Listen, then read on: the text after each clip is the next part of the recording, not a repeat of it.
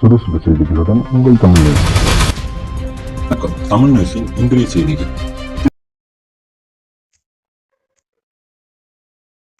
வணக்கம். தமிழ் நியூஸ் சேனலுக்காக செய்தி வாசிப்பவர் உதயகுமார். வட்டார போக்குவரத்து அலுவலர் பன்னீர்செல்வத்திற்கு சாதனை நாயகன் விருது. இனி விரிவான செய்தி. மோட்டார் வாகன ஆய்வாளராக அரூர், திருத்தணி, திருவள்ளூர், காஞ்சிபுரம் ஆகிய இடங்களில் பணியாற்றிய பன்னீர்செல்வம் தன்னுடைய 20 ஆண்டு கால பணிக்காலத்தில் 1500க்கும் மேற்பட்ட சாலை பாதுகாப்பு விழிப்புணர்வு நிகழ்ச்சியின் மூலமாகவும் மற்றும் செய்தித்தாள்கள், சமூக ஊடகங்கள் மூலமாகவும் தமிழகம் முழுவதும் பல லட்சம் மக்களுக்கு சாலை பாதுகாப்பு குறித்த விழிப்புணர்வை ஏற்படுத்தி விபத்துக்களை குறைத்துள்ளார்.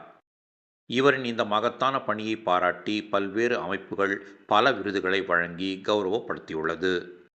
மேலும் அரசு சார்பில் திருவள்ளூர் மாவட்ட ஆட்சியர், காஞ்சிபுரம் மாவட்ட ஆட்சியர் சிறந்த பணிக்கான விருதுகளையும் வழங்கியுள்ளனர். மேலும் கார் ஓட்டும்போது சீட் பெல்ட் பயன்படுத்துவதின் அவசியத்தை குறித்து இவர் உருவாக்கிய வீடியோ மூலம் சமூக ஊடகங்களின் மூலமாகவும் தொலைக்காட்சிகள் மூலமாகவும் சீட் பெல்ட் அணிவதன் முக்கியத்துவத்தை பல கோடி பேர் அறிந்து கொண்டனர். இவரின் இந்த பணியை பாராட்டும் வகையில் முன்னாள் தமிழக காவல்துறை தலைவர் சைலேந்திரபாபு இவரை பாராட்டி சிறந்த பணிக்கான விருதினை வழங்கியுள்ளார்.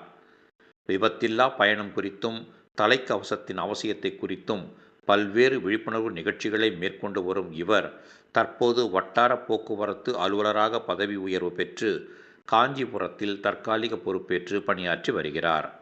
விரைவில் வேறு இடத்தில் முழு நேரம் பணியாற்ற உள்ளார்.